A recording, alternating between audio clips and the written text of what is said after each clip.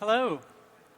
Thank you all for joining us today as we assemble industry and thought leaders to share their insights and views on the energy transition and the roadmap to net zero. First, a couple of housekeeping things. I'd like to let everyone know that there is no fire drill today, so if you hear the alarm go off at any point, run. No, just make your way to the exits. And I'd like to remind everyone also to please download the Future Energy Events app to make the most of your attendance today. The app can be downloaded through the shown QR codes up here or by typing the words Future Energy Events into the Apple Store or Google Play, and then you can log in by entering your email and the password Energy Transition 2023. The app will allow you to view today's agenda, understand more about our speakers, submit any questions you have during the sessions. We encourage that. And in addition to this, you'll also be able to view the attendee list and connect with your fellow delegates throughout the event. So in a little more than a month from now, the United Nations COP28 Climate Change Conference will begin in Dubai. This comes in a year when the world has seen the warmest September temperatures on record, which experts believe is driven by a combination of emissions, man-made emissions, as well as the El Nino weather event. Some scientists now say 2023 is on track to become the world's warmest year on record as well. And we've experienced the hottest summer in the Northern Hemisphere and witnessed those devastating fires in Greece, in Spain, in Canada, and on the Hawaiian island of Maui in the town of Lahaina. This year's COP28 Climate Summit will be hosted by President-designate Sultan Ahmed Al Jaber, who is also the CEO of Abu Dhabi National Oil Company and the chairman of Masdar, the Abu Dhabi Renewables Company. He's urged the oil industry to prepare for an inevitable phase down of fossil fuels, and he's warned that the industry should not be seen to be opposing decarbonization. He said that he's in the process of pressuring fossil fuel companies to commit to reaching net zero emissions by 2050 and near zero methane emissions across the value chain by 2030. So will this be the first year when countries at COP agree to phase out fossil fuels? The energy transition momentum that we saw in 2021 ahead of COP26 here in the UK really took a hit last year after Russia invaded Ukraine and the pipeline gas supplies to Europe were disrupted. Many nations and fossil fuel companies rode back on climate commitments, instead pursuing more domestic oil and gas production aimed at enhancing energy security and bringing down domestic energy prices. Now the escalating war in the Middle East is upon us, and it further threatens to distract countries' attention away from the need to accelerate the energy transition. So in preparation for COP28, the EU's member states recently agreed to call at COP28 for a phase out of unabated fossil fuels, which would leave the door open to oil and gas production as long as the carbon emissions are captured. But is that enough? This certainly will be a challenging summit. UN decision-making is consensus-based, and wealthier and developing nations have a difficult time agreeing on how far the magnitude of change should be to stay on track with the Paris goals. But the signs coming from the COP28 agreement could still help to galvanize support for the rapid expansion of renewable energy, clean hydrogen, and carbon capture and storage. Meanwhile, environmental activists, including here in London, have ratcheted up public pressure at oil and gas conferences and energy shareholder meetings this year. We saw this in London at the Energy Intelligence Forum last week. I'm sure many of you attended, where Greta Thunberg was arrested as she and many protesters blocked the entrance. This year, the UN is engaging in what it calls the global stocktake, a sort of inventory of where countries and stakeholders are making progress against the Paris Agreement's goals and where they're not. This is what the UN describes as a moment for course correction, to ramp up ambition to avoid the worst ravages of climate change. Today, you'll hear from energy business leaders, academics, policymakers, and environmentalists about what they're doing and what still needs to happen as we accelerate the energy transition at COP28 and beyond. Now, before we begin our first session, I'd like to thank our event sponsors, without whom their support this wouldn't be possible. Next, I'm happy to get the event started by welcoming Recharge editor Andrew Lee to the stage, and Andrew will begin our first session of the day. Welcome, Andrew. Thanks, Leah. Good morning, everyone. Welcome to London. Let's get the day underway, and we're really privileged to welcome to start us off Angus MacNeil MP. Now, Angus is a senior Westminster politician of almost 2 decades standing, and he's got a long-standing interest in energy and climate issues. And he joins us today as chair of the Commons Energy Security and Net Zero Select Committee, so he's right at the heart of the issues we're going to be looking at today. So without further ado, I'd like to welcome Angus up on the stage to join me, if he could.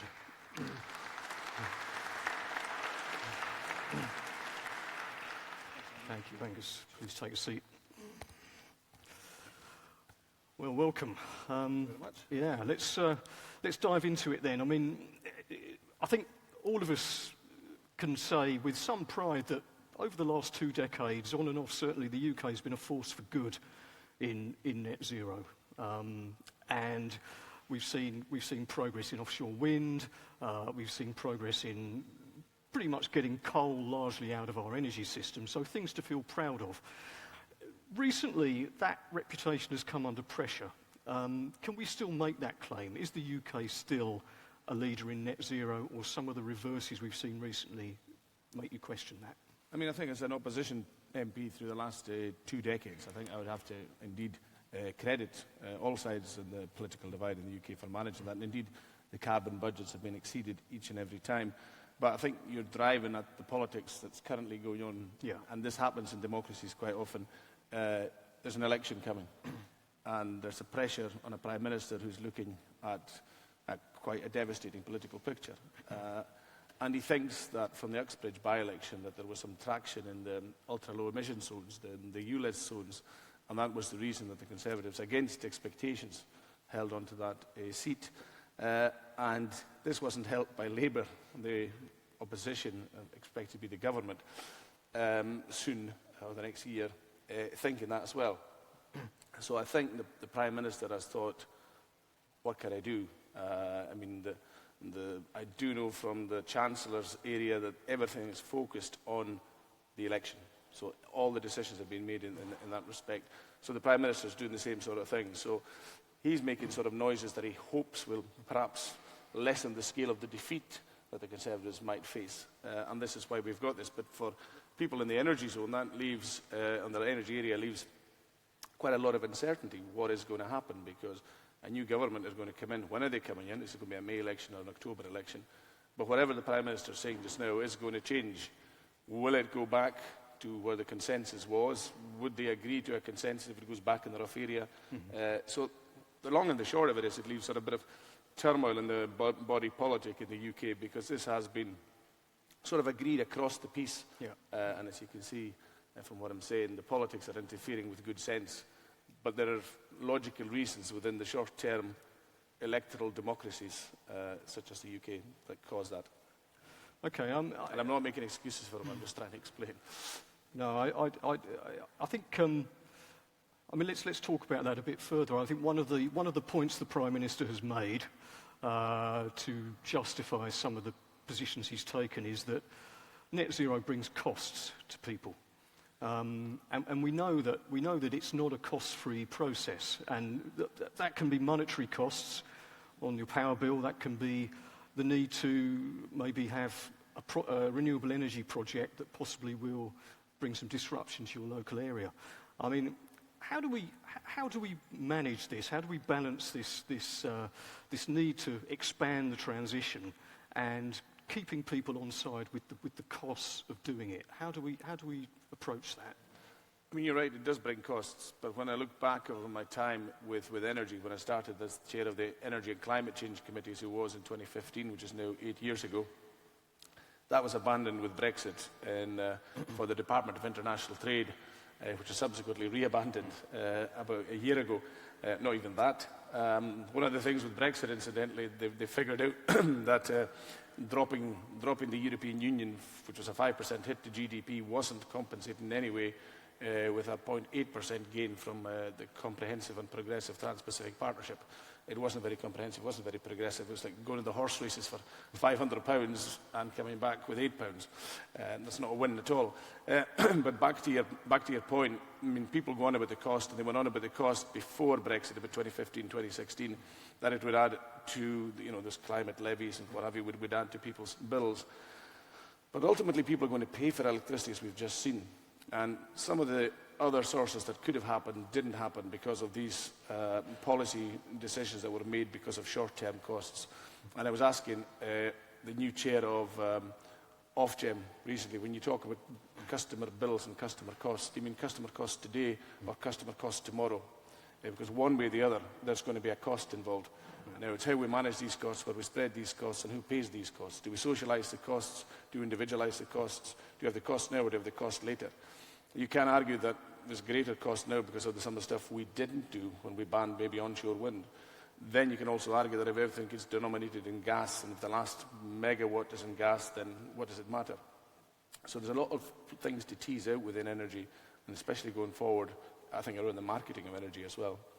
Yeah. So, I mean, broadly, you've made the point about the politics behind this. Do you think, broadly speaking, people understand and are sympathetic to the basic need for the energy transition? Do you think they kind of understand and buy into it? Yeah, I mean, I think most people do. I think people know that the halfpenny worth of tar has to be spent to save the ship, if you like. But how does that translate? I mean, I'm a father of 3 daughters between 18 and 23. They very much buy into this, but can I get them to switch off a light at night? Yeah. Yeah, a few people nod knowingly to kind of that one. So, I mean, I've probably got 3 environmental activists around me who tell me, Dad, it's up to you. What are you doing to save the world? What are you doing to help? You're in a job where you should be doing this, Dad, and you should be doing that. Well, can you switch off the lights in the meantime? Yeah. So I think that's just highlighting the hypocrisy in a lot of us, or the tensions within a lot of us, that we know things have to happen. That's in a very small scale, but us as general consumers, bill payers, whatever, as government policies, how are we going to set this? And I mean, one of the most important things I heard recently is there's no way to net zero without going through the homes of the poor. And if the poor can't afford to make the changes, how are we going to get to net zero? And that would indicate to me that we have to socialise some of these costs. Yeah. You've already touched on this. I mean, the committee you chair now is the Energy Security and Net Zero Committee. Energy security first, net zero second. Shadowing the department, as you've rightly said. I mean, energy security has really come on the agenda in the last 2 years as a concept that's put front and centre of policy in this country and all over Europe, and we know why. We know about the Russian invasion of Ukraine and the disruption that caused to the energy system. I mean, has this emphasis on energy security helped or hindered the energy transition as we understand it as a pathway to net zero? Has it complicated things? Has it made things clearer? What do you think the impact's been? I mean, I think and it's good that energy security is more to the fore. When I was in the trade area in particular, we're talking about food and food security. I don't know how many experts and how many policymakers I asked in that area, because where I'm from in the Hebrides in Scotland, quite aware of ships coming ashore in World War II when they were taking convoys from Halifax, and food security was a big issue. But food security was not featuring in any of the trade talks that we were engaged in. And it's the same in energy. Energy security wasn't really being talked about. Certainly wasn't being talked about when we could have been producing more renewable energy in mainland UK in the last couple of years, and particularly in the islands where I'm from, wasn't being talked about. We spent a long time trying to encourage Ofgem to build a 600 megawatt cable to the Outer Hebrides between Lewis and just north of Ullapool. And we were getting absolutely nowhere. They were wanting to give us 400 megawatts, which had problems with costs. And anyway, we woke one morning and the government, or Ofgem, had decided we needed 1.8 gigawatts. We just literally woke one morning and this announcement was out, and it was 3 times the size of what we needed. So there wasn't planning for security in the past. I think it adds to cost today, and it's a lack of energy that's being produced today as well. I don't think that the net zero and energy security are any way in tension with each other. I mean, I think if we'd been pushing some net zero stuff earlier, we would have had more capacity built and we'd be more energy secure at the moment. And I think the Ukraine war is maybe a wake-up call to us, because sometime, at some point, it's likely fossil fuels will not be there, maybe not in our generation, but in some generation. And you're going to have to find your energy from elsewhere. People will pay a lot of money, as we know, for power. If it goes up 100%, they will pay that money for the lights. They'll certainly use it, and they'll go into energy debt. So we have to think round this, because we're not going to go back to candles anymore. Yeah. But the term energy security, I'm sure you have seen it used a lot by companies who probably were under pressure over what you might call their kind of social license to operate in some ways. The fossil fuel companies suddenly have used energy security to say, look, we're a force for good. You know, all that stuff about the net zero. Now we're a force for good. Look, it's about energy security. Has that muddied things? I mean, you must have seen that. Has this been kind of used in some quarters as a bit of a smokescreen for some activities that really aren't in the best interest? I mean, I think it inevitably is going to cause the first reaction of the knee-jerk. We're thinking, oh yeah, they might have a point. But they don't have a point for very long. I mean, Scotland's the West Antarctic glaciers in major risk at the moment. And, you know, I might add something like, is it 3 or 5 meters to sea level, I read yesterday, which threatens New York, Singapore, and about a third of humanity where they live. So that can definitely be advanced by somebody. I mean, you can advance all sorts of risky things in life, but you have to balance and think and not just knee-jerk react to things. I mean, that's why you need longer-term planning, and that's why we should be sticking to the consensus we had, and why, going back to the very original point, of drawing conclusions from one by-election shouldn't be skewing the direction that the UK is currently moving in. Yeah. Well, let's get closer to home for you. I mean, I'm fascinated to dig into your own experience as an MP in Scotland, up there in a beautiful part of the world. You represented for many years. Thank you. South Hebrides, you're all welcome to visit, by the way. That's the advert done. Definitely. So, I mean, you'll see Scotland there. I mean, Scotland's the perfect, I've seen it described as almost the perfect energy country, you know, for today and tomorrow and yesterday, because massive fossil fuel resources that have been economically hugely beneficial, but also, we were chatting just before, you know, the Saudi Arabia of wind power up there in the north, fabulous tidal resources, you know, world-class renewables, onshore wind, the best in the UK in many ways. The transition in Scotland is tricky because you've got an economy that still is driven by the fossil fuel industry, but you need to move to that economy you've been talking about of tomorrow. Are you getting the balance right up there? Is policy helping you to achieve that in Scotland specifically? Yeah, I mean, I think there are a number of competing tensions there. There's obviously going to be the insecurity that people might feel when you tell them that we're looking for you. We've made a career in the oil industry, and some of these people I've been in school with, so I know them throughout my life. But one of the things that the real problem is having enough skilled people to manage the transition. So I'm quite certain that, you know, it's not that there's going to be a lack of jobs for these people. There's not going to be enough of these people for the jobs that are required. I mean, when you were mentioning there about what Scotland has, I was trying to do my best to smile. I mean, I want as an independent Scotland. And I look with envy at some of our other neighbours and what they've done, Norway particularly, Ireland recently. But you know, to put it back in a UK context, we have this, as you say, the Saudi Arabia of energy. We don't have the transmission lines to move it where demand is within a UK context. Some people would argue that we should be moving things to where the power is. That, of course, has its own difficulties because you may be uprooting people on the very basics from community. How easy is it to sort of, when you have a cluster or something somewhere, to sort of transfer people en masse? It's not easy. But yeah, we have a lot of energy, and we're very fortunate to have this energy. And I think it'd be better for us if we had the policy levers in Scotland as Ireland has just shown what they can do, and guide that in the way we see fit. I mean, one of the things, as I said, that was very annoying for a number of years was that 400, 600 megawatt fight. And that would have been built. No, it should have been a 1.8 megawatt. It will be a 1.8 megawatt, but it has to go through reappraisal, it has to go through Ofgem.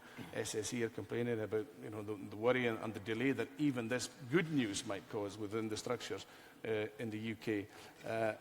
And we can't address those either. So, I mean, this is where constitutional politics for me clashes with practical politics of the planet. But I realise we are where we are, and we do what we do in the constraints we live in. Because you've had your hands on some of the levers. I'm talking now in the Scottish government. Yeah. You've had your hands on some of the levers of policy, for example, planning. Yeah. So you could be, over all these years, we've seen this dearth of onshore wind development in England. Yeah. You've been able, you in Scotland, the Scottish government has been able to be more planning friendly to onshore wind, and we've seen that onshore wind has prospered. Within the Ofgem structures, yeah. Of course, yeah. But of course, you don't have. Scotland doesn't have its hands on for example, the CFD mechanism, which is a UK mechanism. So that brings me to my next point. I mean, we've got a number of people in the audience here from the offshore wind sector. Yeah. And we saw at the last, to put the context for those who may not be familiar with it, the recent offshore wind round, renewable energy auctions by the UK government. The offshore wind industry was warning for months in advance that there's just not enough in the pot to bring us to the table.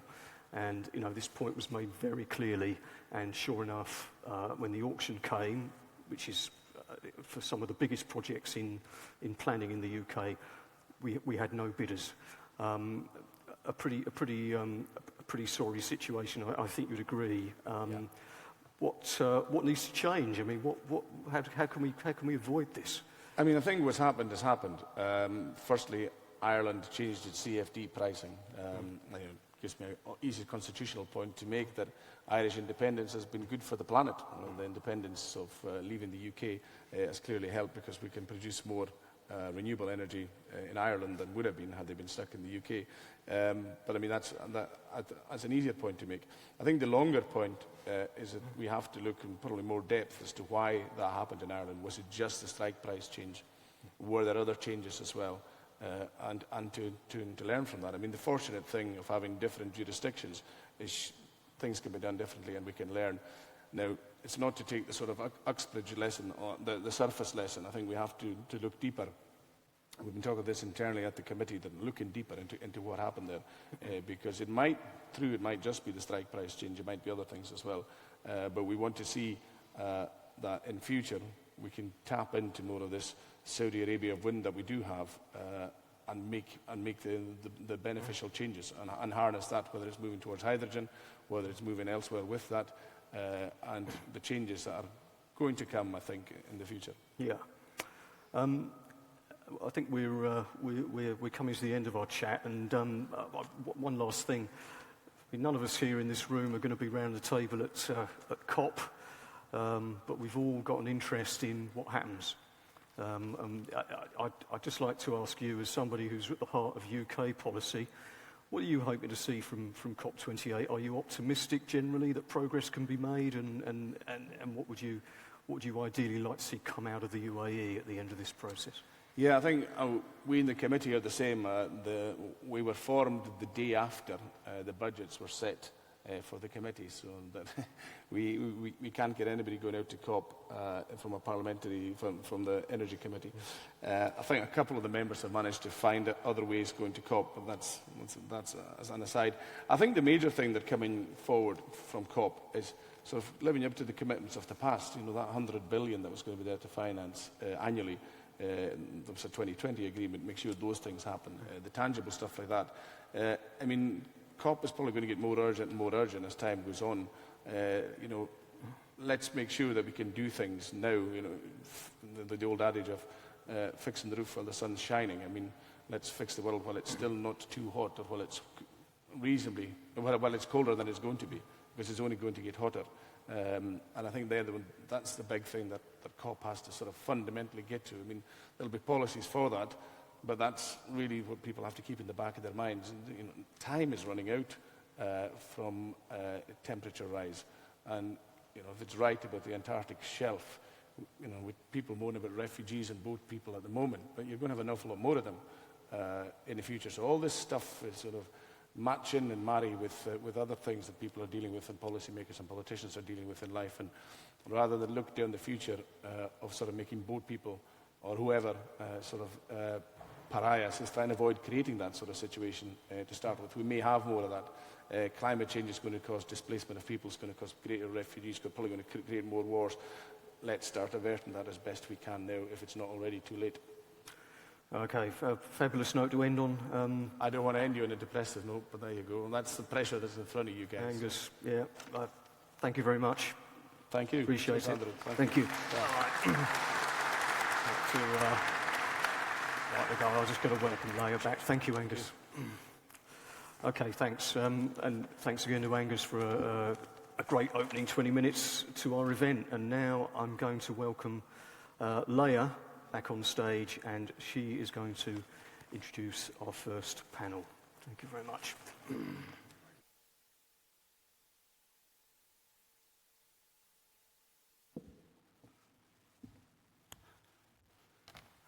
Hi all, I'm pleased to welcome our panelists to the stage to discuss the energy industry's progress on transitioning to cleaner energy and what we still need to achieve. We have Alex Grant from the Norwegian oil, gas, and renewables company, Equinor. Alex, please come on up. We also have Jill Duggan from the Environmental Defense Fund, Matthew Hugh from European Utility EDF Renewables Business, and Dr. Ali Abdelshafi from the Oxford Institute for Energy Studies, and Sarim Sheikh from energy transition knowledge management company, ET Square.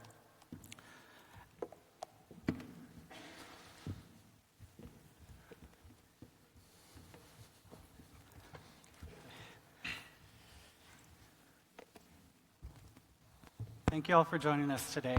I'd like to start with you, Alex. Congratulations to you and Equinor on delivering the first power to the grid from the big Dogger Bank project here off the UK coast, as well as the Hywind Tampen floating wind farm startup in Norway, the first project to power oil and gas fields. And I just wanted to hear from you a little bit about your transition commitments.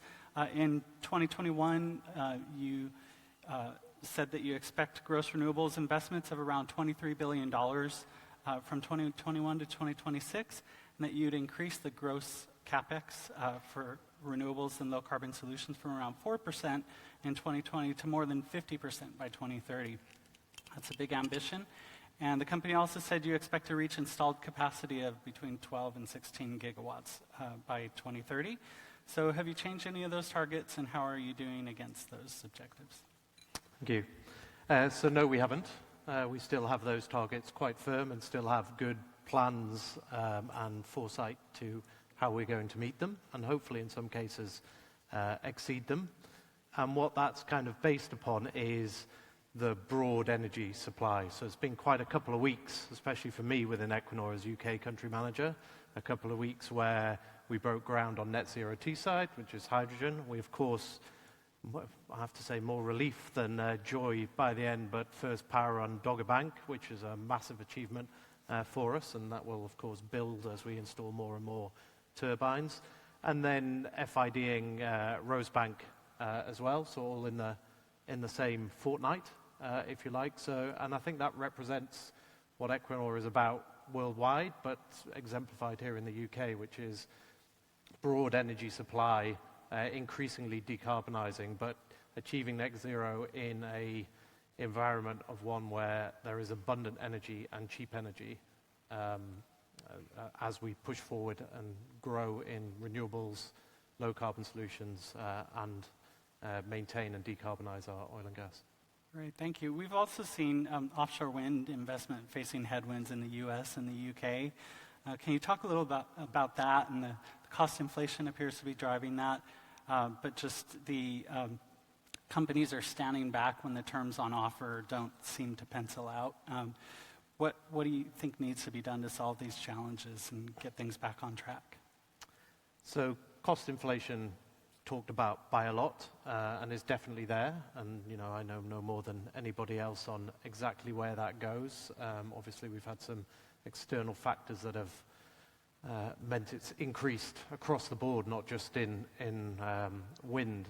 I think the one that's less talked about, but we see as equally important, is interest rates and how that affects renewable investments. I mean, essentially, the attractiveness of offshore wind, particularly when you get a CFD, is it's like a bond, and in most cases, it's an inflation-linked bond with a CFD piece. And so you just have to go and look at the price of inflation-linked bonds to see how much they've been affected just by the macro and interest rate environment. They've halved in value. And that is the same within wind, where you might argue they're geared inflation-linked bonds. So even the inflation, cost inflation aside, there is a dynamic that is not good for fixed income instruments, of which offshore wind, at least the CFD type that we have here, is part of. And I think it's that challenge, as well as the cost inflation challenge, which is a struggle for all. I think we just need to find the new equilibrium. There's no doubt that renewables and offshore wind is going to grow. There's capital there for it. The capital needs to find the right price and right return. And when you get these big changes, you find that imbalance, and governments struggle to keep up and others struggle to keep up. But, I think hopefully we'll find that new balance again. And that's how I kind of see AR5. Was it a big disaster? I think it depends how AR6 goes. If we look back and AR5 was just a blip because you have these big movements and it's difficult, then not too much. I mean, it's not great, obviously, but it's not too bad. But if this is a systematic thing where in AR6 and AR7, then clearly we have problems to meet our targets in the UK. Great, thank you. Let's go to Jill. Jill, hi. You wrote a blog post ahead of COP26 in Glasgow, setting out what your organization, the Environmental Defence Fund, wanted to see that gathering deliver. I think some of these still hold true, and you mentioned a few points that, including, I'll just read them out, bridging the gap between pledged ambition and climate catastrophe, setting a global goal to reduce methane emissions by 30% by 2030, delivering on promises to help the Global South grow their economies without harming the planet, and harnessing the natural climate solutions, market mechanisms, and technology innovations to implement a speedy and a just transition to net zero carbon. So how well would you say the energy sector and the wider world have done in working toward each of those? I think you mentioned earlier that this is a stock-take COP, where we track how well we're doing against 1.5 and the Paris Agreement. And the truth is we're not doing very well, despite the fact that it's very obvious now that climate change is not something in the future, it's something that we're experiencing today. Having said that, it's not all doom and gloom, and I think one of the things that will happen at COP, it's in Africa, and it will be, albeit Middle East part of Africa, it is trying very hard to be much more inclusive. And I think one of the things that we do need to do is to make sure that we deliver for developing countries the $100 billion a year pledge that was made in 2009 for 2020, and we still haven't achieved that yet. We still don't have the money that we promised in 2009 to help developing countries. Africa has the potential to provide 40% of global solar power, but it has no manufacturing capability. If I'm wrong on that, and that's changed, but the last time I looked, it was still a sort of receiver of solar technology from other parts of the world, and that's got to change. I think on methane, and that's a topic that my organisation is particularly interested in, methane accounts for between 25 and 50% of the warming we're experiencing at the moment. It's short-lived relative to CO2, but it's very powerful, 80 times the power of CO2 in its first 20 years. When I worked in government 20 years ago on these topics, I can remember talking to the oil and gas industry then about what could be done about methane, And frankly, not much has happened in the intervening time. There's a lot of pledges, a lot of signing up to things, but it's time we really saw action on this to buy us more time to tackle the bigger CO2 problem. So despite that we had the methane pledge at COP26, but we need to see real action on that now. And then there's the just transition. That partly is about Africa and developing countries, but it's also about what happens, and we've had some discussion about what happens with those who can't afford the energy transition, particularly as well in developed countries. I know that, I'm going to give an opinion here. The UK shot itself in the foot with Brexit and leaving the EU ETS and a lot of collaborative arrangements with Europe on tackling climate change. But Europe now has a plan to have a social climate fund of 87 billion between 2026 and 2030 to help the least able insulate their homes, install heat pumps, share electric vehicles, and really start to benefit from the transition. And we certainly need a plan like that in the UK and in other countries. So it's a bit of a mixed bag as we go into COP28.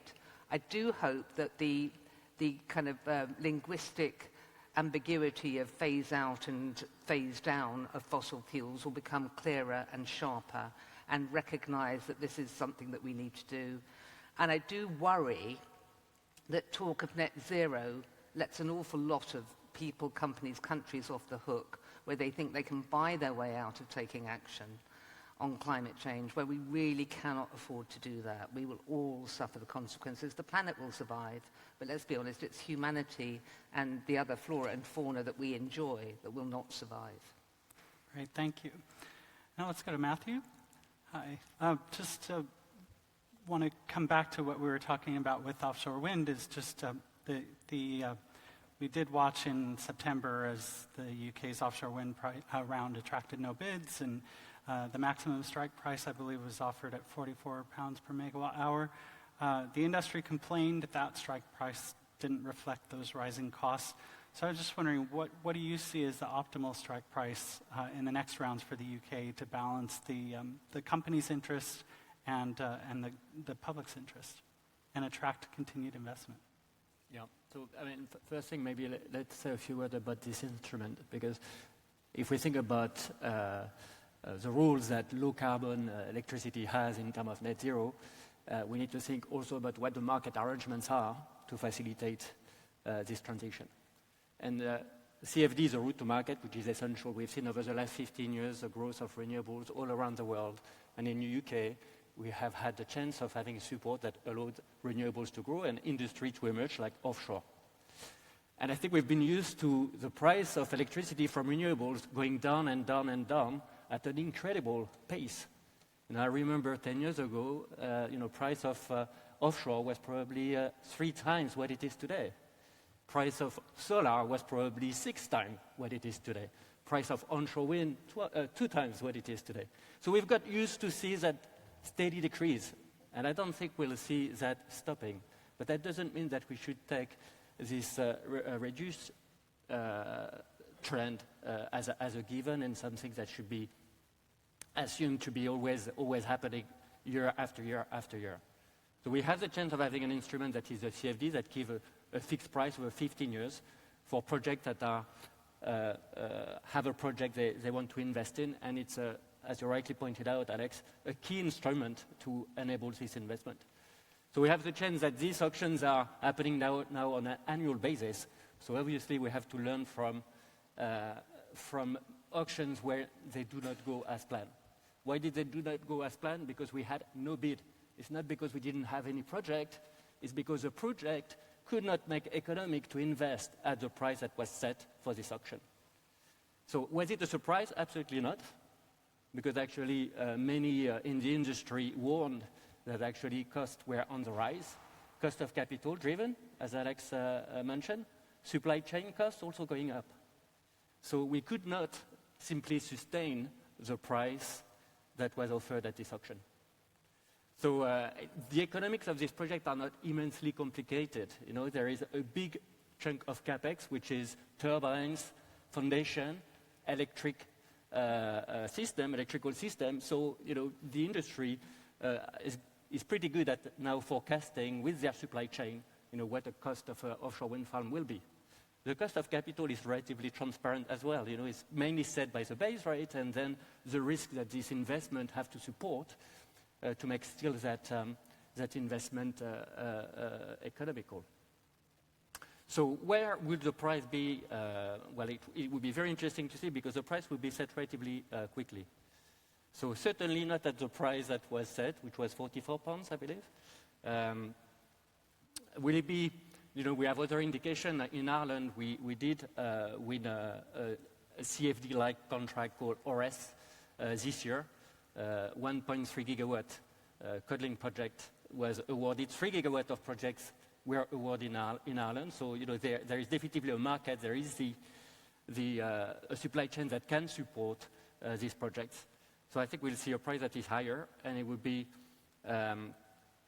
will it be 10, 15, 20% higher, probably in that region to make it sustainable. And we'll see year after a year, a review of what the market conditions are to enable these prices to go down. But I think what is key to keep that trend of price going down is giving the visibility to the industry. So visibility is around policy, regulation, commitment to net zero, and make sure that the supply chain can also see, that they can invest in their capacity, they can be present in the UK to deliver this project. So it will be making sure that, we learn in terms of, where to set the price, give the visibility to the industry so that they can plan ahead, because these projects take years to develop. It takes a year at least to prepare for an auction. So we need sufficient visibility, and then we will see the investors' confidence rising again, and we'll see pricing being probably resuming a downward trend in future years. But right now, the economic condition does not allow these prices to go down. Great. But still, it's probably the most economic way to get CFD auctions to increase the low-carbon capacity in the system in the UK and in many other jurisdictions. Terrific, thank you. Ali, you at Oxford Institute for Energy Studies, you've done research around carbon capture, utilization, and storage projects in the European cement sector. You've noted that cement production is responsible for 6% of greenhouse gases, gas emissions, making that sector the second largest after the steel industry. You noted that hydrocarbon-rich nations have an opportunity to develop carbon capture hubs because CCS is crucial for producing blue hydrogen and decarbonizing hard-to-abate industries. So also because the depleted oil fields make a good, ideal and cheaper candidate for storing CO2. So with all of those benefits, what are the biggest roadblocks to oil and gas companies and their industrial customers in developing these large-scale CCUS projects for cement and other hard-to-abate industries, and how can these be overcome? Yeah, one word answer would be uncertainty, basically in terms of the supply and demand. If you look at the similar to any business, but if you look at the latest geopolitical situation where the investment came back again to the oil and gas sector, because the investors basically got clear signs from the market that the investments will be secured and they can invest and profit in the future. So from the demand side for CCS, there are a lot of risks and uncertainties. So basically we do not, from the investor perspective, we do not know how the market, what is the size of the market and what is the boundaries, and also the other regulations, for example, how CBAM is going to work. So basically you cannot estimate who would be your consumers and customers in the future. Similarly, also from the supply side, and the challenge with CCS is that in contrast to most of the conventional business models, for example, in the oil and gas sector, we do not know exactly how much would it cost. So if we have some experts here in the hall and you ask what would be the cost to capture 1 ton of CO2, to transport it and to store it, you will not get the same answer from everyone. A lot of uncertainties in terms of the technological or the technology performance, and as well as the externalities. So I think this is now quite clear when we talk about renewable energies. For example, the cost of the land or how it may impact the community is also not very clear from the CCS perspective. So on the one hand, you cannot expect the demand. On the other side, the supply itself and the technology performance is not similar to the other typical business models in the oil and gas or petrochemicals or whatever, where you can estimate how much will it cost you to build the plant, to get it from the contractor with a turnkey facility, and even to do some profits. So I think still the chicken-egg problem or dilemma. That is interesting. How do we stimulate that demand for heavy industrial carbon capture on the demand side? I was in Houston in December, meeting with ExxonMobil and Chevron about their efforts to stimulate big industrial hub decarbonization, and they were talking about this chicken and egg problem and assuring us that they were getting a lot of interest, but we hadn't seen, when we were asking for details about names of companies that have actually stepped forward and said, we want this, we'll pay the cost, or we'll find a way to cover the cost of. But how do you think that can be stimulated? Well, I definitely agree that it should start from the demand, and then the supply will react to the markets or science policy, and business will definitely react. But let me say that I think there are still some voices that says that let's wait and see. Let's wait and see, for example, how the development of renewables will look like.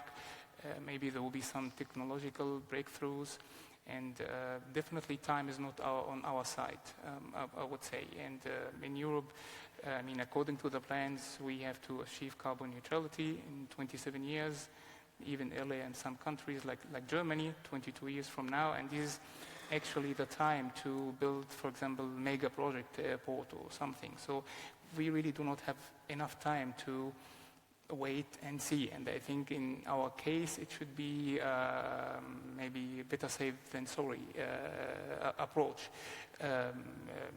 We already have, I would say, gathered enough experiences in the last 2 decades, especially with renewables, and so how achievements or implementation can deviate significantly from the ambitions or from the plans. At least we have how to abate emissions. We exactly know about them, and we may, the stakeholders or the relevant stakeholders need to quantify if or how much exactly they need from CCS. Are we able really to achieve a lot of, or to yield a lot of renewable energies as expected? And I think the first step is firstly to quantify the demand, and then to create a demand by policies and regulations. But I think there's still a lot of conflict about how exactly how much demand we need exactly in the future. And I would say we have to be rather realistic than idealistic regarding that. Great, thank you. And we'll bring in Sarim. Hi.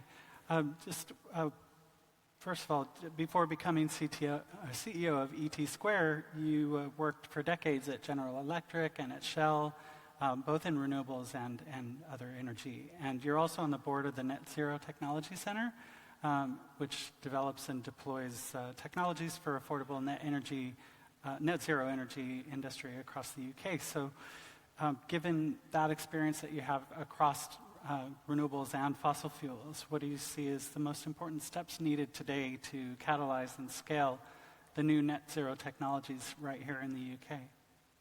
So let me start by saying that I don't know if it's fortune or misfortune, but I've had the opportunity to work on both sides of the energy debate. So I've been polluting and I've also been cleaning up. So and lately I've been cleaning up. I think UK had quite a lot of success over the last few years in attracting R&D and technology investment in the UK in developing the clean tech sector. I mean, it would be a surprise for most people to know, but UK is the third largest market for PE and venture capital funding after UK. So after US, China, UK is the third largest market. And the reason for this is that UK has a legacy, a history of energy, but it also has an ecosystem and has had a forward-leaning policy. You know, we were ahead of everybody in terms of going towards net zero, and we've had the most success as well. So it has attracted it, and that's actually a positive story going forward. I think if you look from and I did a lot of R&D, I developed a lot of technology in my career. And if you look at a technologist when he's in tech entrepreneur, when he's investing, he's taking the market risk, the process risk, and he's also taking the R&D risk. And one of the biggest challenges as a tech entrepreneur is really that you don't want to take policy risk as well. And UK has been, so far, till recently, has been very good in being consistent with the policy. But it should not move away, firstly. I think there are 5 things, and this is the first thing. It should not move away from the policy that has been very positive to something which is more expedient. Because already when I'm developing deep tech, I mean, I've done a lot of deep tech in my career, and you are already at a risk of everything going pear-shaped. You don't want the policy to go pear-shaped as well. I think the second thing I would say is UK has been quite successful in government incentives. If you look at the Technology Innovation Fund that UK set up for $1 billion, it's responsible for the Rolls-Royce SMR reactor. It co-invested in there. I think recently the Department of Transport has run a pretty good process around sustainable aviation fuels, which is actually a best practice of how to actually do it. So I think continuing that is going to be important. I think public-private partnerships is another area, and particularly trying to now, although we have untethered ourselves from European Union, trying to see how we can partner with them, because that's still going to be one of our bigger markets, and attracting both funds and technology from there is going to be critical. And then I think it's about investing in infrastructure, which is going to be quite critical. So, you know, the Shetland Rotterdam hydrogen project and the pipeline that it builds is actually quite a critical project. And actually early commitment to that is going to actually help there as well. And I think public engagement, UK has been great. So if you look at heat pumps, pretty much everybody is putting in heat pumps who can. And that works very well. So I think those are the things, those 5 things I would say are critical for success to build the technology ecosystem. Great, thank you. And just want to remind the audience that if you put through your questions for the panel into the app, in the Q&A section, I can see them here, and I'll try to pose any if there's time remaining. But for now, let's go back to you, Alex. I wondered if you could talk about COP28 and what concrete actions you think need to be taken to ensure that fossil fuel and utility companies remain on track with net zero. Should that include in the final agreement language that says phase out or phase down of oil and natural gas and other fossil fuels? So if I go back to the Glasgow COP, which I attended, which was pre-Ukraine crisis, I sat on these panels and was asked similar things, and Equinor supplies 30% of the UK's gas and 30% of Europe's gas. So we are by far the largest supplier of gas to Europe. And Equinor and Norway treads that fine line between standing up to its obligations to supply Europe in its time of need and making huge profits on the back of Europe in its time of need. And that's a very fine line that the country and Equinor treads every day.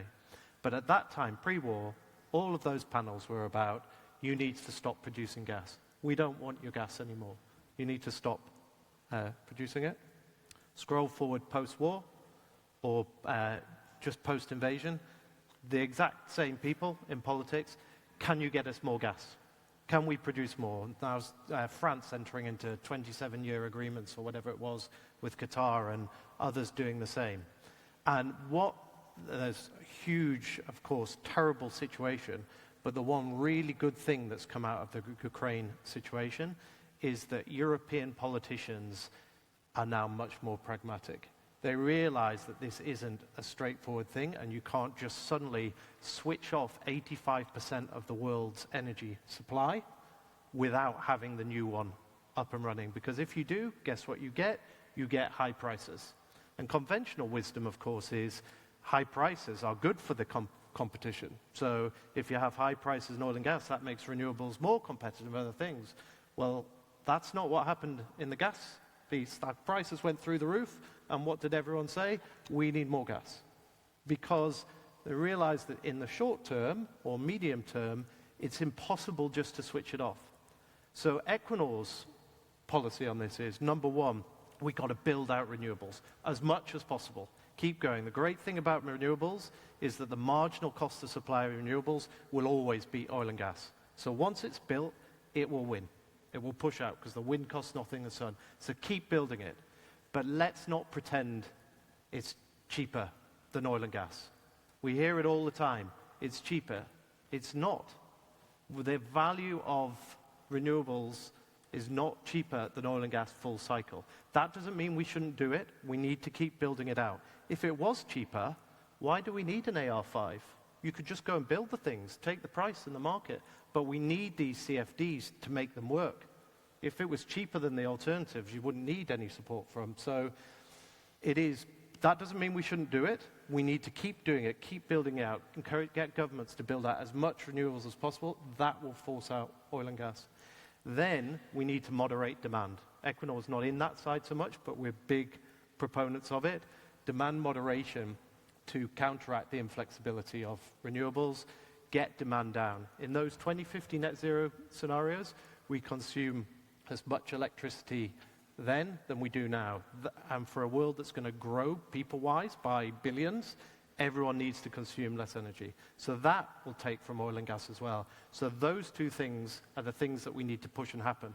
But in the meantime, whatever we do, do not artificially constrain oil and gas before we have it. Because guess what will happen if you constrain supply before demand has changed or you've got alternatives? The price will go up. And if the price goes up, that will take us further away from net zero because people will care about their cost of living and not about the environment, will care about the subsidies. They will need them for their bills. Look at the subsidies we got on gas. The government subsidized our gas bills. They encouraged gas consumption. We make the price of gas artificially lower than it needs to be. We have put in a mechanism that encourages consumption. So have the others force it out, but while you need oil and gas, produce it. The alternatives on marginal costs will force them out over time.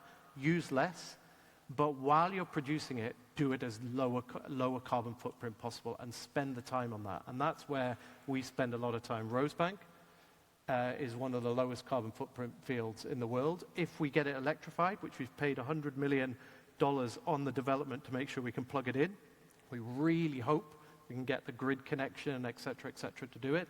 It'll be one of the lowest just outside of some of the ones in Norway.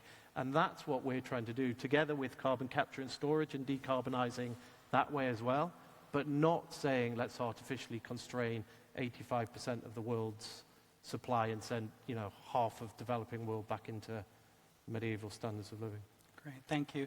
Jill, I wonder, on the back of that, do you think there should be a signal? Not entirely on the same page, let's say. I think one of the things that came out of Ukraine as well was that Europe managed to reduce its demand, not just diversify its supply of gas, but actually reduce its demand for energy quite significantly. And obviously one of the things that we can do is to make sure, because reduced demand for energy is cheaper for consumers as well, so we can demand drive this. I believe in France that they are installing 600,000 heat pumps a year, or something very, very much more significant than we're doing in the UK at around 30,000. And I'm one of those who's struggling with my second house with a heat pump to install that at the moment. And they've mandated, I think, solar PV on top of car parks.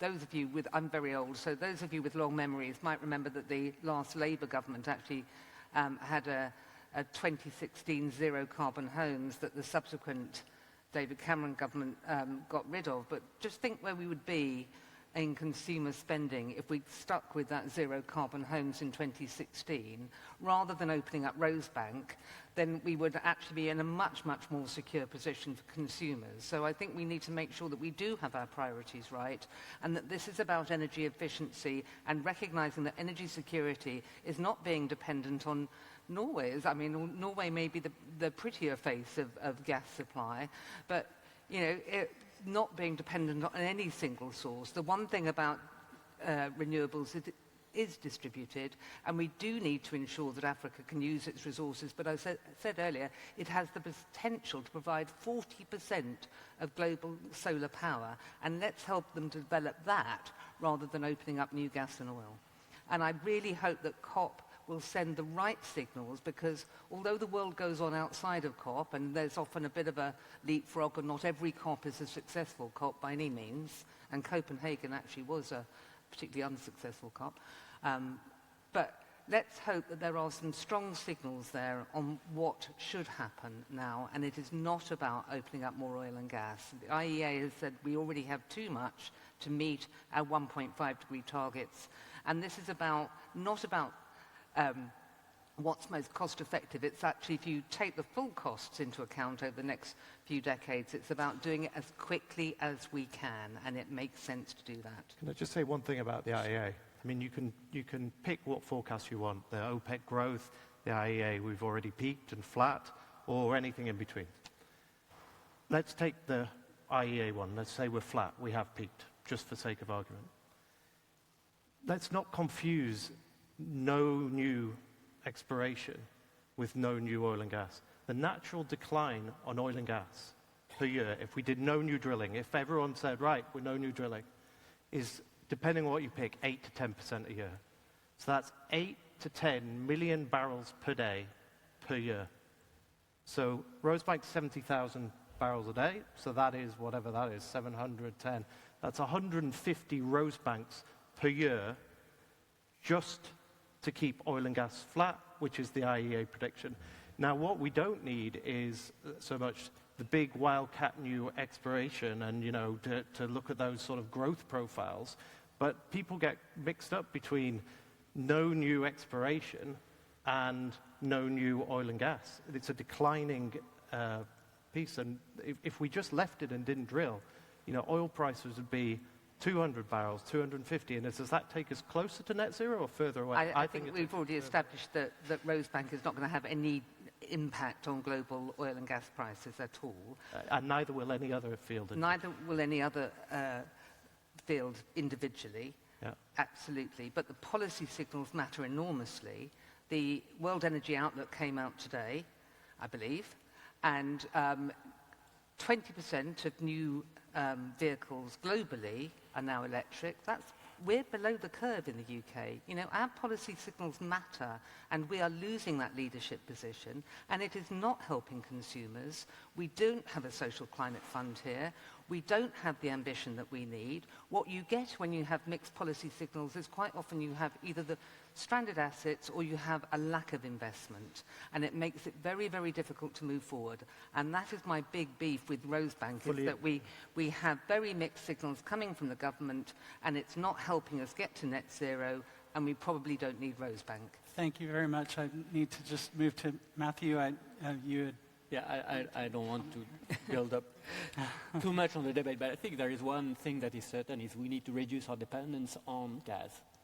And if we are to achieve net zero, we have to reduce our consumption of gas. We have to replace it with electrification or other means. But certainly, extracting and burning gas is not good for net zero. I think everybody understands that. So what do we need to do is create the incentives and the condition for the market to be able to deliver what it's capable of delivering today. We have the technology. We have solar. We have wind. We have storage. We have EV vehicles. So the question should be really, how do we incentivize and accelerate on that transition? There is no question that in the UK, we have constraints that we can reduce planning. We need a huge amount of infrastructure to deliver net zero. One is grid. We know that our grid needs to be invested heavily in. We need to increase by fourfold the amount of investment in our grid. The planning and the time that it takes to get projects through is just too long. And it's costly. It's inefficient. So skills, I think there is a lot to do in terms of job creation from net zero. There is a huge amount of jobs that have been created from net zero. Highly qualified jobs, all type of jobs. There will be a lot more needed. And we need to focus on, training people, so that they can transition from oil and gas, for example, into renewables. Or that we've got young people getting the right qualification. We need an awful lot of electrical engineers. So I think that is not debatable. And are we doing enough to put the incentive to enable net zero to really happen at pace? The answer is simple, it's no. There is more to be done. So I think we should stop a little bit the controversy about gas, because certainly gas is not a solution for the future. We need it in the short term, but it's not a solution for the future. Thank you very much. The solution is more on the low carbon side. That's great. And we are just a little bit over time, but I want to ask one question from the audience.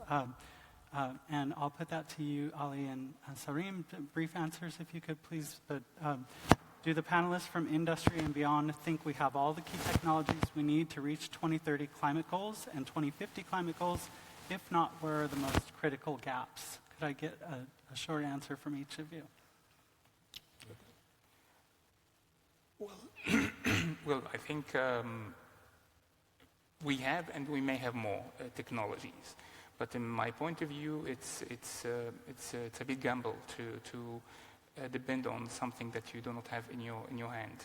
So, as I mentioned when you asked the first question, Leia, we should depend on decide more on what we have in our hands today to be more realistic. And I think this is from also the policy-making perspective, maybe one of the differences between policymaker or politician and the activist, that at least we need to be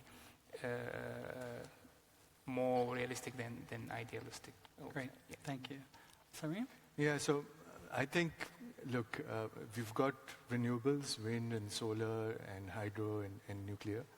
But I think the truth is that while they can solve a lot of problems, about 2/3, according to some estimates, about 2/3 of the technology that we need to get to 2050 is not yet developed.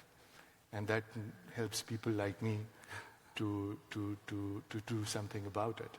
But I think there is a lot of stuff, as Ali was mentioning, carbon capture, CCUS, just to get it to economic scale, and the price could be $200, $300 per ton, $500 per ton. So get it to economic scale, it's going to take some time. There is bioenergy CCS, there is grid. A lot of investment has to go in from a technology perspective. Hydrogen as well. Hydrogen is right now not economically scalable, especially if Matthew raises his prices. So, I think it's quite a lot of technology still to go for us to get to 2050. Thank you very much. That's a great note to end on. And thank you to all of our panelists and audience. If you could please show your appreciation for the panelists. Thank you. Thank you. And now we'll you take your seats, and we'd like to welcome Professor Paul Ekins to the stage for a conversation about decarbonization at a global scale. Welcome, Paul.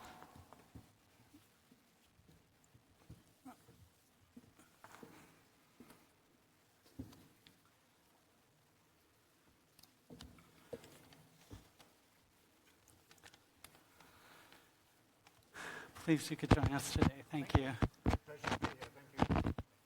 Thanks. Are we getting mic here? Can you hear us? Okay, great. Thank you. Can you turn on Paul's mic?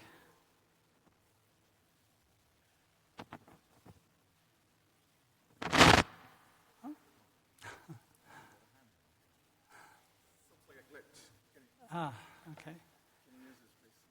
Sure, I've got mine working, but if sorry about that. Just yours. Well, we'll make sure you're heard, definitely. So Paul has a PhD in economics and is professor of resources and environmental policy at the UCL Institute for Sustainable Resources, and he's published extensive research and books about the conditions and the policies needed to build an environmentally sustainable economy. He received an OBE in 2015 for services to environmental policy. So welcome, Paul. Thank you. First of all, the first UN stocktake of efforts to limit global warming said that the world's way off track to tackle climate change and that we remain headed for a temperature rise of up to 2.6 degrees Celsius. It says the world needs to take urgent action, and this would mean a radical transformation of systems across all sectors. It says public money alone wouldn't meet the cost, and private sector investment would be required, particularly in the developing world. So can you talk about what needs to happen to unlock that public money and stimulate the level of private sector investment needed? Well, it's quite clear to me that private sector investment is going to do all the heavy lifting on this transition. There simply is not the public money that is going to be invested in that. Having said that, public money has an absolutely critical role to create the conditions under which the private sector can and will invest. We know that the private sector is not a charity. The private sector has certain requirements of balancing risk and reward, and in many, especially global south countries, the risks are very significant. And that's why if we look at the cost of capital across the world, in Western European countries that are broadly familiar with these technologies and have settled policy landscapes, the cost of capital may be between 3 and 5%. Those numbers are before the recent interest rate hikes, so that's obviously more expensive now. But in many sub-Saharan African countries, which, as Jill quite rightly said, have a huge potential solar resource, the cost of capital may be 20 to 30%. And getting that cost of capital down through capacity building in those countries, through encouragement of good governance in those countries, through making initial investments and taking some of the risks in the public sector, and through giving judicious early subsidies in those countries in exactly the same way as we did in Western Europe, so that these price reductions that we heard from in the last panels, the price reductions of renewables, not an accident. They come about when people make investments, people learn how to do things, people do things better, and the subsequent round of investment comes in at a lower cost. So I think the route map is very clear. The public sector needs to get in there with the resources that it has in order to create the conditions whereby the private sector can come in with multiples of 5, 6, 7, 8, 9, 10 of the public sector investments in order really to build up this sector at scale. Great, thank you. And just want to talk to you a little bit about the messaging that we're hearing coming out of energy conferences these days. Oil and gas companies are more openly arguing today that their fossil fuels are lifting many people out of poverty and that a balanced, pragmatic approach to transition is needed, which would be at different speeds in different nations. I wonder how you respond to these arguments, and do they have a point?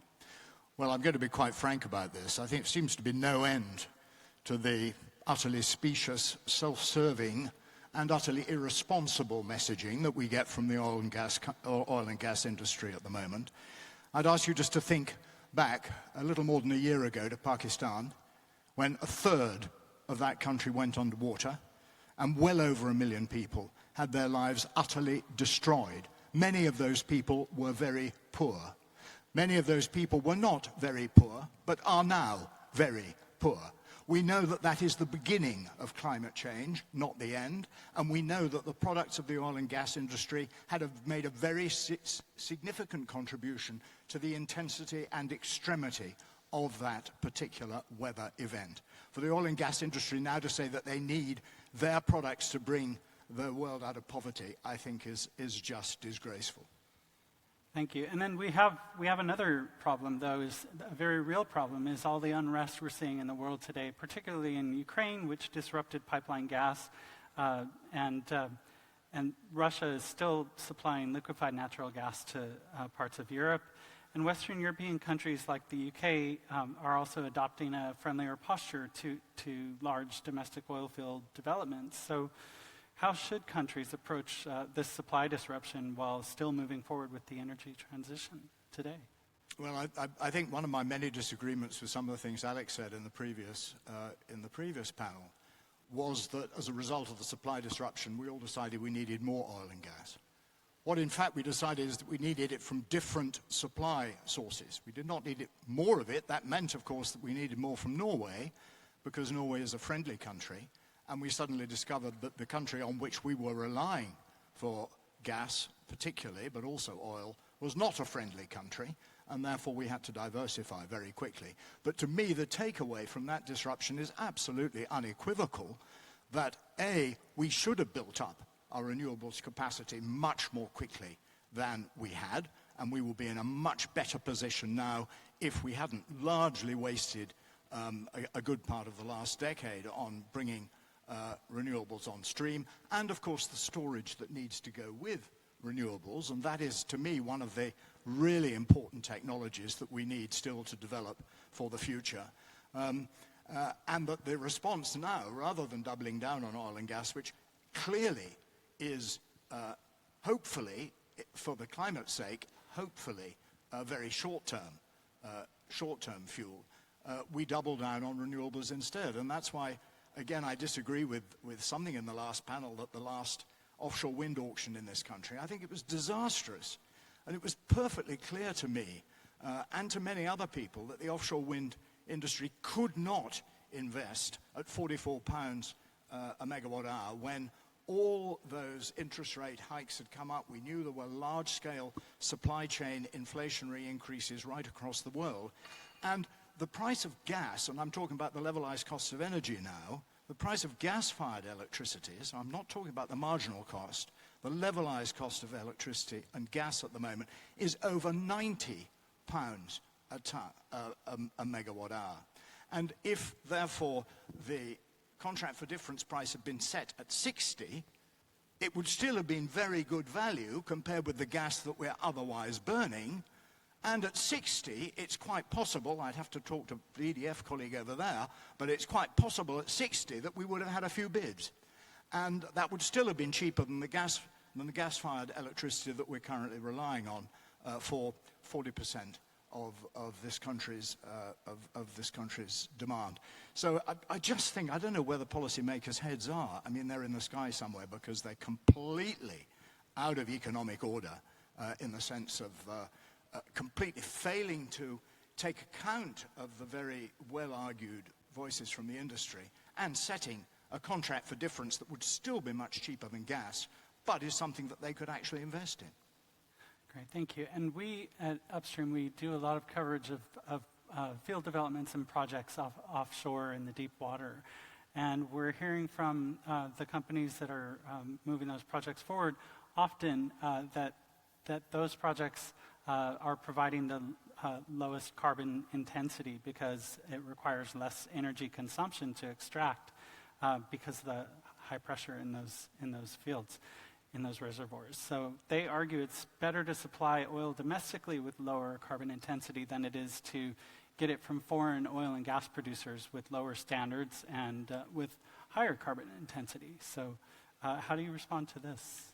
Well, of course, I've heard those arguments. I've heard them from the UK. I've heard them from Norway. I've heard them from Mexico. I've heard them from Brazil. And I've heard them from Saudi. And I probably haven't been listening to those arguments coming from other countries seeking to find an argument why they should produce their oil and gas rather than those from other countries. All I know is that the operational emissions from oil and gas companies tend to be 10%, around 10% of the total emissions from those countries when you take account of the carbon from actually burning those fossil fuels.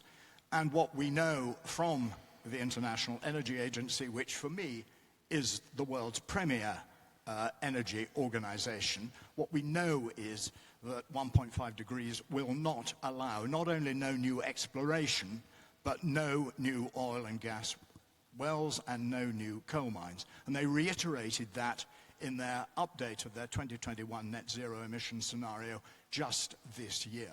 So arguments that we have to keep drilling in order to stop oil and gas from declining, when it is precisely a decline in oil and gas that we need in order to meet the Paris Agreement targets, or even to get below 2.5, because that 2.5 that the IEA is talking about depends on all these pledges being met, and the pledges will not be met if the oil companies meet their production targets. So we did some research on this last year, and if we look at all the firm production plans in the world's national and international oil companies, they will exceed the carbon budgets for 1.5 degrees by well over 100%.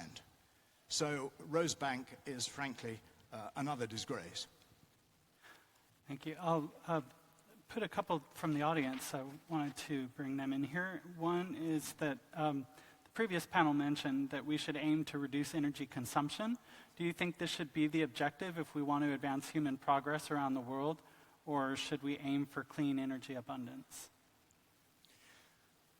Given where we are, we need both. So if you look at the IEA's net zero emission scenario, they have a huge emphasis on energy efficiency, and it's perfectly clear that the opportunities for energy efficiency, particularly in the global south, but also in the global north, whether you're looking at vehicles, whether you're looking at buildings, whether you're looking at industry, those opportunities are still very great.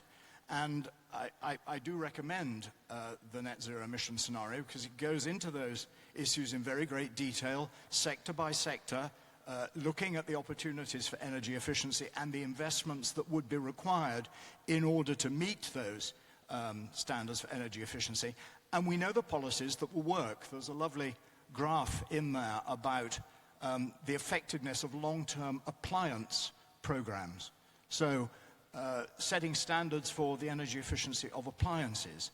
And they, over the last 10 years, have managed to cut the energy use of standard things that most of us have in our homes as a matter of course by 20, 30, 40, 50% over the last 10 years. But there are still lots and lots of these very inefficient appliances being installed all over the world. And so huge potential gains can be made. So that would reduce demand. And then, of course, we need to ramp up enormously the clean energy supply. Great, thank you. And just one last one here. Audience member wrote, at what point should we shift our effort from climate change prevention to climate change adaptation?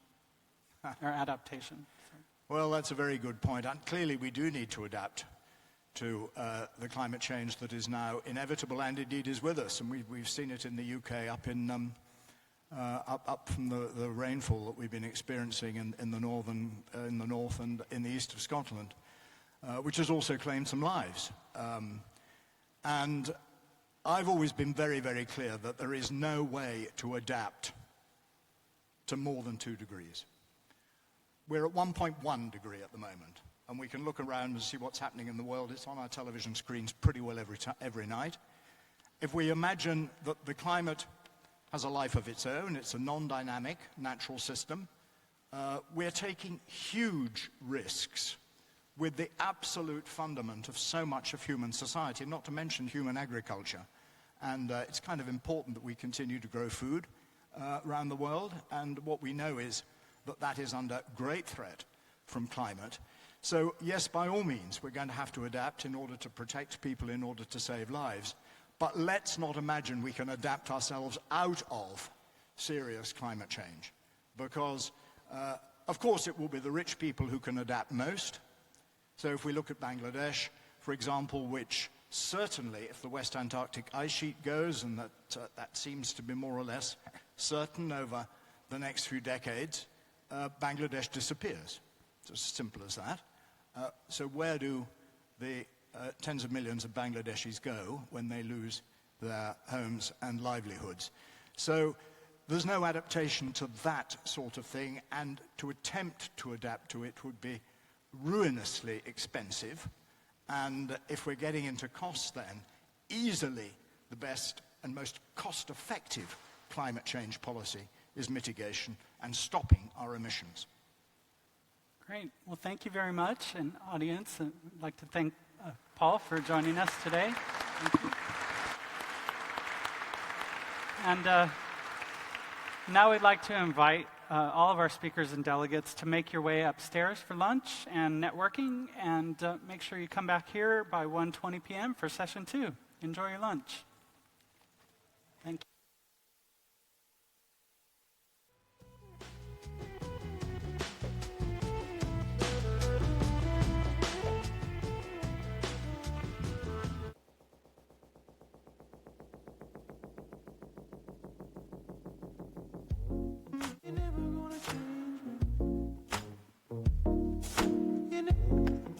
You're never gonna change me.